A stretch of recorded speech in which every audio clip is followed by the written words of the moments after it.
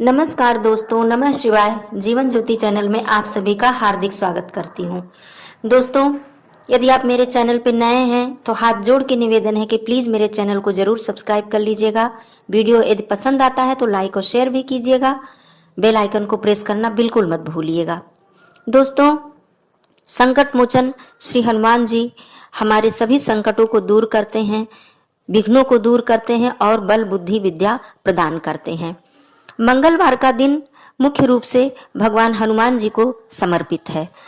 तो आज हम मंगलवार व्रत, पूजा विधि, व्रत की कथा और आरती के विषय में इस वीडियो में जानेंगे।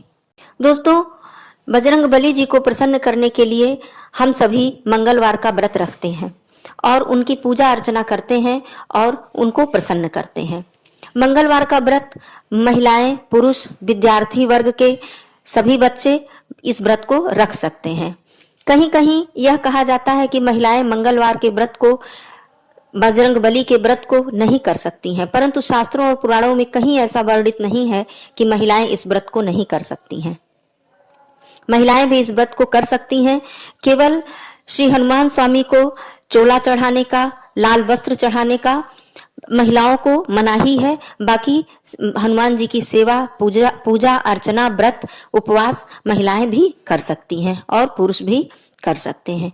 तो आइए जानें इसकी विधि और साथ में व्रत कथा। श्री हनुमान स्वामी का व्रत रखने से हमें बहुत ही ज्यादा पुण्य की प्राप्ति होती है और हमारे सभी कष्ट दूर होते हैं। मंगलवार के दिन यदि आप व्रत रखना चाहते हैं तो व्रत पूरे प्रत्येक मंगलवार को भी आप रख सकते हैं, और या कोई मनोकामना को अपने मन में रख कर यदि व्रत रखना चाहते हैं तो 21 मंगलवार या 45 मंगलवार भी आप व्रत रख सकते हैं। उसके बाद उद्यापन कर सकते हैं। दोनों तरीके से आप व्रत रख सकते हैं। तो आइए जानते हैं कि व्रत रखने के समय हमें क्या क्या नियम अपनाना है और कैसे पूजा करनी है। सबसे पहली बात तो यदि आप व्रत रख रहे हैं तो ब्रह्मचर्य का पालन करें। मंगलवार के दिन सुबह जल्दी उठकर नहा धोकर स्वच्छ वस्त्र धारण कर लें। अपने मंदिर की साफ सफाई कर लें।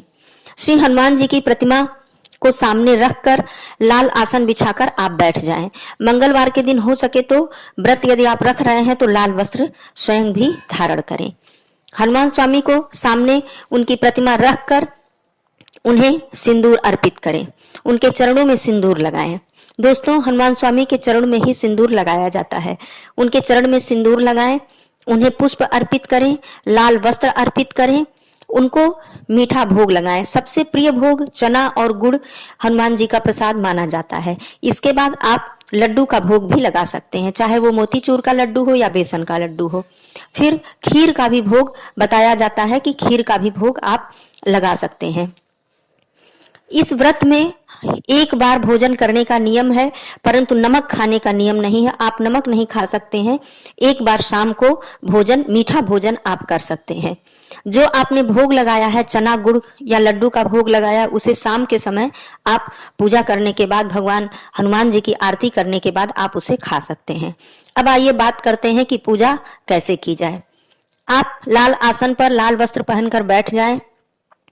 अपने ऊपर जल छिड़क कर स्वयं को पवित्र करें। फिर हनुमान स्वामी के सामने बैठकर हाथ में जल और अक्षत पुष्प लेकर संकल्प करें कि हे प्रभु, आज मैंने मंगलवार का व्रत धारण किया है, मुझे आशीर्वाद दीजिए और मेरी सभी गलतियों के लिए मुझे क्षमा करिएगा। इस प्रकार प्रार्थना करने के बाद आप सामने एक जल का कलश रखें। लोटा पीतल का या फूल का लोटा जल भरकर रखें, उसमें स्वास्तिक बनाएं और एक मौली बांध दें। फिर आप एक दिया जलाएं। किसी भी व्रत में दोस्तों, आप व्रत रखते हैं, कथा का पाठ करते हैं, पूजन करते हैं, तो दिया जलाना बहुत आवश्यक होता है। आप दिया जला लें। घी का दिया या तिल के तेल का दिया जला लें। वैसे हनुमान स्वामी को चमेली का तेल रुई में भिगोकर उन्हें अर्पित किया जाता है। उससे वो बहुत ही ज्यादा प्रसन्न होते हैं। आप भोग सामने, स्वच्छ भोग, सात्विक भोग यदि अपने हाथ से बनाकर लगाती हैं तो बहुत ही अच्छी बात है। सामने भोग रख लें। उसके बाद धूप और दीप दिखाएं। हनुमान चालीसा का पाठ करें। उनका श्लोक कहें। यदि हो सके तो सुंदरकांड का पाठ करें, ध्यान करें और अपने कष्टों के लिए, अपने दोषों के निवारण के लिए उनसे प्रार्थना करें। यदि आपको हनुमान चालीसा का पाठ नहीं कर सकते हैं तो अतुलित बलधामम हेम शैलाभ देहम धनुजबन कृशानुम ज्ञान नामाग्र गैंडम सकल गुण निधानम वानराणामधीशम रघुपत प्रिय भक्तम वात जातम नमामि। श्लोक का पाठ करें और उनकी अर्चना वंदना करें। बाद में आरती, अंतिम में आरती करें। आइए सबसे पहले सामने बैठकर हनुमान स्वामी का ध्यान करते हुए उनकी कथा कहें। कथा कहे बिना, कथा को सुने बिना कभी भी कोई व्रत पूर्ण नहीं होता है। तो कथा को सुनना भी उतना ही पुण्य को देता है और कथा का पाठ करना भी उतना ही पुण्य देता है। तो आइए हम सब मिलकर कथा सुनते हैं। कथा आरंभ करती हूँ। एक नगर में एक ब्राह्मण दंपत्ति रहा करता था, जिनकी की कोई संतान नहीं थी। संतान न होने के कारण वह काफी परेशान रहते थे और दुखी रहते थे। लेकिन ब्राह्मण और उनकी पत्नी हर मंगलवार को भगवान हनुमान जी की पूजा करते थे, हनुमान जी से पुत्र की कामना करते थे। एक दिन ब्राह्मणी भगवान हनुमान जी के लिए भोजन तैयार नहीं कर पाई, जिस वजह से वो काफी उदास हो गई। उसने यह संकल्प लिया कि अब वह अगले मंगलवार को ही भगवान को भोग लगाने के बाद ही स्वयं भोजन ग्रहण करेगी। ऐसे में वह 6 दिन तक अन्न से दूर रही और मंगलवार के दिन बेहोश होकर नीचे गिर गई। ब्राह्मणी की सच्ची श्रद्धा देखकर भगवान हनुमान जी काफी प्रसन्न हुए और उसे पुत्र का वरदान दिए। भगवान हनुमान जी से पुत्र का वरदान पाकर ब्राह्मणी बहुत खुश हुई। जब उसे पुत्र की प्राप्ति हुई तब उसने उसका नाम मंगल रख दिया।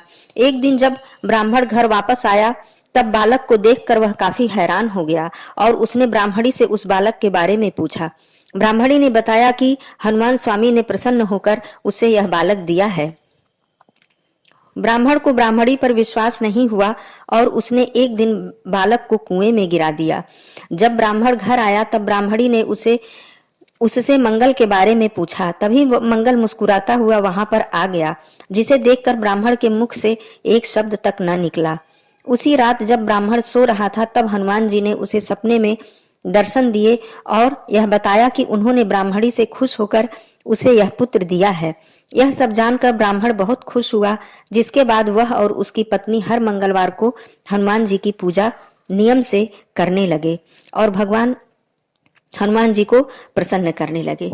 तो यह थी कथा हर मंगलवार व्रत की दोस्तों, और हनुमान जी के दया की, करुणा की इसमें महत्व इसमें बताया गया है कि भगवान की पूजा करने से, हनुमान स्वामी की पूजा करने से कितनी पुण्य की प्राप्ति हमें होती है, हमारी हर मनोकामना पूर्ण होती है।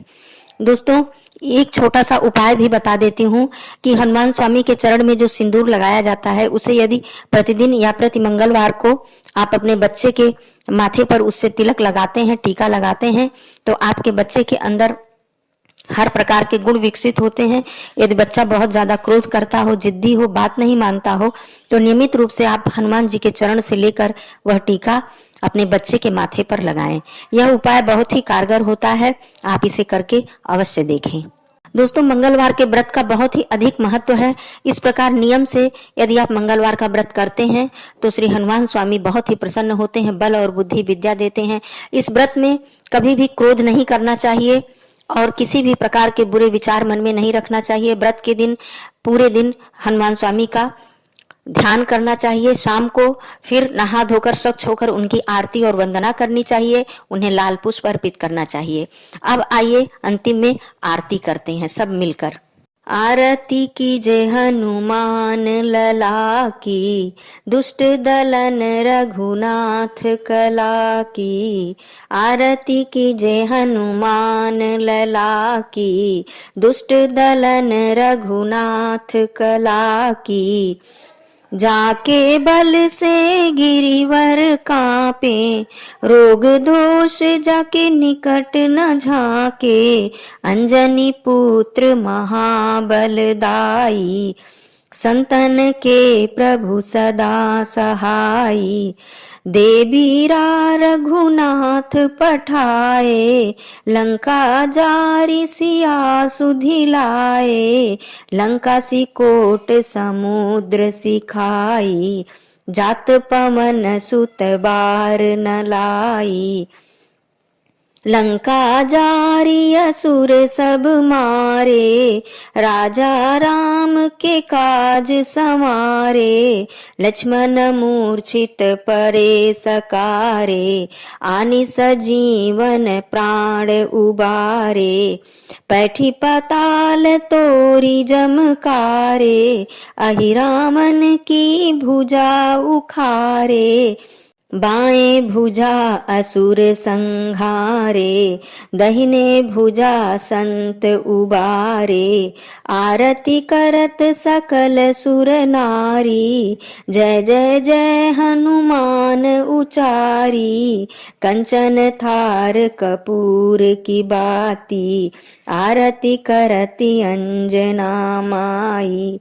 जो हनुमान जी की आरती गावे, बसी वैकुंठ परम पद पावे। आरती कीजे हनुमान लला की, दुष्ट दलन रघुनाथ कला की। आरती कीजे हनुमान लला की, दुष्ट दलन रघुनाथ कला की।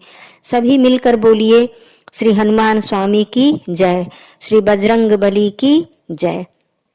आरती समाप्त हुई दोस्तों। आप सभी के मंगल जीवन की कामना करती हूँ। इस व्रत को करने से आप सभी के सारे कष्ट दूर हो, सारे दुख दूर हो, ऐसी कामना करती हूँ। फिर मिलती हूँ अगले वीडियो में। तब तक के लिए धन्यवाद। नमः शिवाय।